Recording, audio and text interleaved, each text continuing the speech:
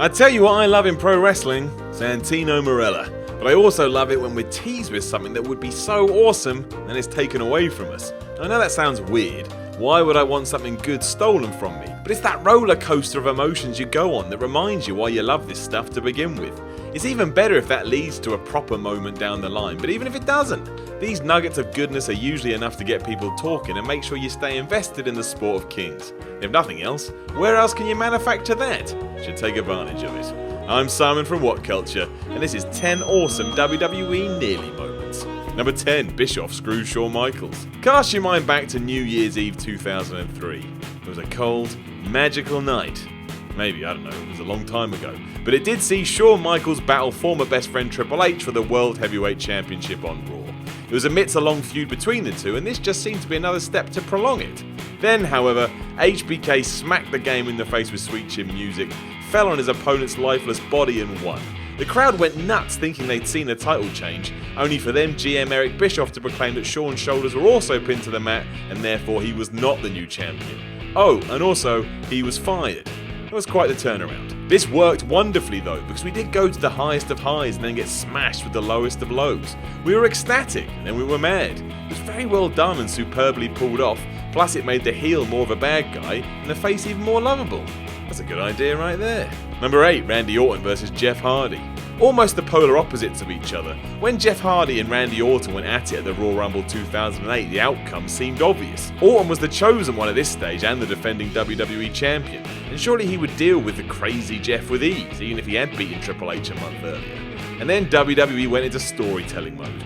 Deciding to light a fire under Hardy, everything was done to make the crowd believe he actually had a chance. Even better, Jeff came perilously close to performing the unthinkable, coming within milliseconds of a victory time and time again. Ultimately, he wasn't successful on this night after an RKO out of nowhere, but the build was perfect. Plus, it did help Jeff Hardy in the long run, made fans get behind him more. Number 8, John Cena robs Rey Mysterio. While John Cena has gotten a lot of needless hate throughout his career, there was the odd occasion where WWE did the man no favours whatsoever, literally putting him in positions where the fans were only going to react one way. The 25th of July 2011 Raw was one of these situations, with a tournament going down to figure out who would be the new WWE champion after CM Punk walked out after Money in the Bank. It was a really rather nice outcome as someone in the back decided Rey Mysterio should be given the honour. Not only was this a surprise, but as his last run had been the haphazard booking of 2006, this seemed like a good idea. But alas, it wasn't to be. After beating The Miz to win it, our man Cena popped up before Mysterio had barely been able to hold it and challenge the High Flyer for his newfound prize. And guess what? Cena won. And Cena was the new champ, and the audience could not believe it. Number 7, Neville's World Championship match. Ever since Neville has been on the roster, people have warmed to him in some sense, be that because of his high-flying arsenal, or because his bad guy persona is fantastic. He's very good at what he does. In 2015 though, when he was mostly new on the scene, Neville was put in a match against Seth Rollins for the world title and came so close, people actually believed he had won. Hitting his red arrow from the top, Rollins' foot essentially fell on the ropes by accident at the very last second to prevent Neville getting the win. It was so last minute, we all thought the man that gravity forgot had done it, audibly gasping when they realised what had happened. It was one of the best nearly moments in history and actually shifted Neville to the next level. That's how good it was. Number 6, Edge comes up short. When Edge returned surprisingly at the Royal Rumble 2010, it seemed like he was destined to follow that up with a world title win at WrestleMania. A classic WWE story. Being put into a feud with then champion Chris Jericho, who at the time really was a smug so-and-so, all of a sudden things didn't go to plan. Seemingly deciding to swerve us just because why the hell not, it was Jericho that hit the code breaker on Edge at the biggest event of the year and walked away with his title in tow. The rated R superstar got the last laugh as he speared Y2J through a table, but it was so unexpected it hit every fan right in the stomach. Crowning Edge's comeback this way would have been awesome. Instead, dream was dead. Number 5, The Undertaker versus Jeff Hardy. Underlining once again that Jeff Hardy was very good at playing the lovable underdog. The match he had in 2002 on Raw against the bad guy Undertaker to this day stands up as a classic. Falling under ladder rules of all things for the world title, Jeff came so close to winning that fans were at a fever pitch the whole time.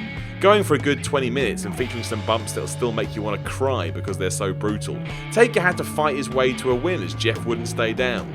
This was true afterwards too when Hardy got on the mic and said exactly that. And what did the Phenom do? He came back to the ring and he raised Jeff's hand, elevating him no end in the process. Now that's how you get someone over. Number 4, Shawn versus The Streak. Be it WrestleMania 25 or WrestleMania 26, no one ever thought that Shawn Michaels would be the guy to beat Undertaker's streak, or at least not before each encounter. During it though, forget about it. HBK did such a good job in making people buy in and coming so close to actually doing the unthinkable that every time Taker managed to kick out, it was like being punched across the face. It was impossible to figure out what was coming next. This was never more apparent than in 2010 when after a grueling encounter, Shawn whipped out a super kick from nowhere and came within a whisper of the victory. Fans went nuts at how close it was, and then the realization it wasn't to be was the resounding fallout from it all. And then Michaels was retired for good. It was awesome from a journey point of view, and it made you feel all the things. All of them.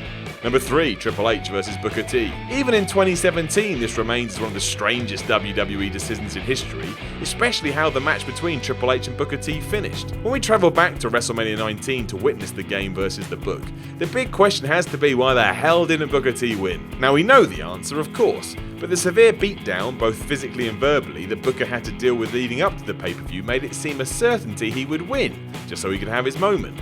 Furthermore, the fans were desperate for it and were ready to embrace him as a new top babyface. Instead, there was no comeuppance for Triple H as he pedigreed Booker and it took about 65 hours to pin him. It was a crushing blow for everyone who wanted to see his WWE coronation. He never got it.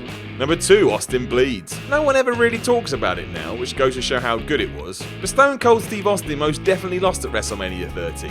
He did so, however, in a nearly moment, and it's this which helped propel him to the next level. Austin left everything he had in the ring that night, including a few pints of his own blood. And it was this visual which actually helped him in the long run. He wouldn't give up, he wouldn't submit. The only thing that stopped him ultimately was the human body. He almost beat Bret Hart, and yet he didn't. But it was still so good, and he won all our hearts in the process. If it had gone the other way, it wouldn't have worked. Number 1, Lesnar wins. You don't see Iron Man matches that much anymore, especially not on SmackDown. And yet in 2003, Kurt Angle and Brock Lesnar waged war in one, and it was incredible. Already down to 1 win apiece after WrestleMania and SummerSlam, the two hammered each other for an hour in a bout that remains must-see. The story they told too was awesome. After Lesnar had run up a big lead, mostly thanks to using weapons, Angle started to make his way back until we were in the final seconds. Seeing his opportunity, Kurt locked on the ankle lock only to be beaten by the clock as Lesnar refused to tap out. It was perfectly booked, it was perfectly timed, and you couldn't help but be devastated for the Olympic gold medalist as he came so close. This was just fantastic, and you should go and watch it now. Know of any other awesome WWE nearly moments? Let us know in the comments below, and remember to like, share and subscribe. You can then go read more articles like this on whatculture.com and follow What Culture on Twitter at WhatCultureWWE. I am Simon from What Culture, and I am a nearly moment. Made no sense.